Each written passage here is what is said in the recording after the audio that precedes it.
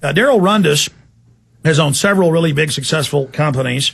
And Darrel also has started some very successful international Christian ministries that are very well known. And he'll tell you about some of that. And he's come out to some of the In the Fed protests with us and been spied on by the regular army. That we confirm that. And he was down at the Tea Party down in San Antonio. My guy saw him down there.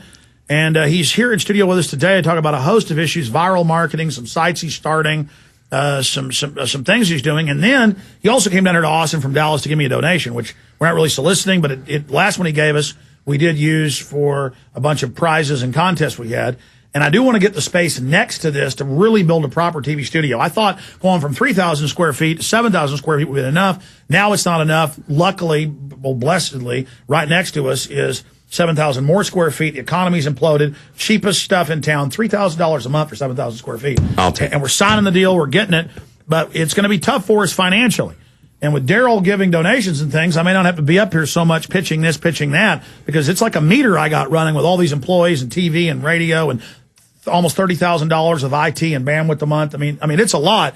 And as we get bigger and bigger, it becomes greater and greater. And Darrel found out that with Tyranny Crusher 1, they had $30,000 real bids, but the people bragged that they put in fake bids, so it got disqualified.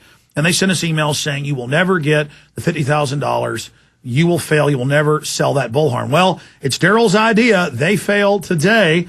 Darrel Rundus, tell folks what you decided to do. Hey, well, I just can't believe people would rip you off like that. I mean, I'm enraged that people would take the... They even posted it on their website with the file. And brag about it. Does that tell you about the state of the world today? I mean, just the evil atrocity. They even posted the eBay filing with their code and their name and how they put the $5 million bid in to screw it up. Yeah, well, their loss is my gain. I guess what, Alex? I'm gonna pay you the $50,000 for Unbelievable. Crusher 1, man. I can't wait to go out on the streets with you and we'll go protest the Fed at the Now that got attacked by MSNBC. They cut the wire, but you can have it soldered and fixed. You can't have it. No. Hey, Darrel, thank you so much, because we're going to use that to finish the new TV studio. But also, you're encouraging folks, your original idea, until I want you to take, well, you said Tyranny Crusher 1 when you found out, would be to get people to match at the Money Bomb, InfoWarsMoneyBomb.com. Yeah, and you know, the bottom line is, look, Alex, I was here, about 6 months ago? You showed me this new place, and you hadn't had it done yet, and I'm honestly and genuinely amazed, and I'm impressed at what you guys have accomplished with so little. If people knew how hard you worked, it's like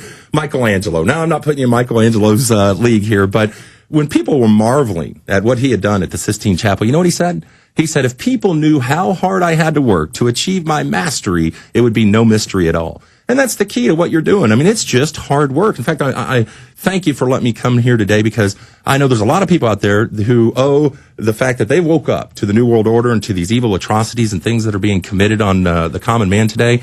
And the ultimate question they ask themselves when they first wake up is what? What can I do? What can I do? And hey, it could be wearing a T-shirt. It could be buying a Bullhorn. I mean, it could be anything, but do something. Get up, get out, speak up, don't shut up, and never give up, or your liberties are gone. I mean, now is the time to make a change. In fact, you can make a difference. One person can make a difference. Take a look at Alex and what he's doing. He's just a man. Jason Burris, he's just a man. I am just a man. But God takes one people, and he'll duplicate them, and he'll create magnificent, amazing, miraculous even events occur if somebody's just willing of heart. They have the commitment, the dedication, the determination, and the will to carry it out, the perseverance that it takes to get up, suit up, show up, and never give up. Absolutely, Darrel. You're doing a lot of stuff these days. For folks that don't know who you are, tell us a little bit about yourself and some of the ministries you've started. And you're going to be launching some new alternative media things for everybody to kind of go around YouTube. You're also got a new thing you're doing, because you're always wanting to spread the gospel. And even if people aren't into the gospel, they might as well know they can win quite a big prize with what you're doing there. Because as you said, you've sold your big business. Your attempt now is to wake folks up to the New World Order and win souls. Well, exactly. I mean, when you boil it all down, one of my favorite, or one of your favorite analogies of mine is the who would trade their eyes for $1 million, right? And if your eyes are merely the windows for your soul. And I always tell that wrong. Start over and tell it. Okay. Well, basically, I say, hey, Alex, would you trade your eyes for $1 million? Absolutely not. How about $1 billion? Never. Quadrillion? Never. Not all the money in the world, right? Your eyes are valuable. They're precious to you. Well, if your eyes are merely the windows for your soul to look out, then how much more should your soul be worth to you? There's just nothing more valuable than someone's soul. And that's what we're really in a battle for. This is a struggle against good, against evil. And I would say for $1 billion, I would give my eyes and then use the $1 billion for good. Right. But most people, would you give it for self-gain? No. No, absolutely not. You'd have to be insane. I've yet to meet a sane person who would trade their eyes for all Bill Gates money. Okay. But the bottom line is, look, this is a struggle for good and evil. Evil is done in darkness. The truth is brought into the light. Every day you're here under the lights, out into the public. Look at Bilderberg. Everything is in secret. That's right. Exactly. Because they have things to hide. If you don't have anything to hide, you'll bring it into the light. So we want to expose people. And the cornerstone to a free society is a free and independent press. Without a free and independent press, we don't have a free society. So we're doing something that's going to give people a chance to make a difference. People ask themselves all the time. In fact, just last month, I'm in L.A. I'm having breakfast with a very well-known Christian celebrity, and I'm sharing with them some of the things I've learned and some of the things I've woke up to about the Fed.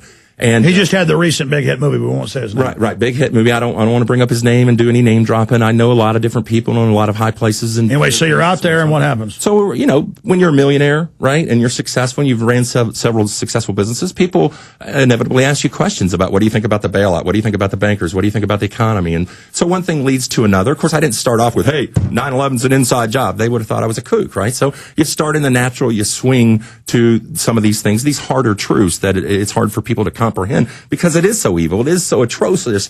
You think, well, how could our government be so wicked? How could they be so evil? So slowly but surely, I incrementally increased the amount of knowledge I'm giving this guy. And I knew he woke up because he asked the question we all ask when we first wake up. What can I do?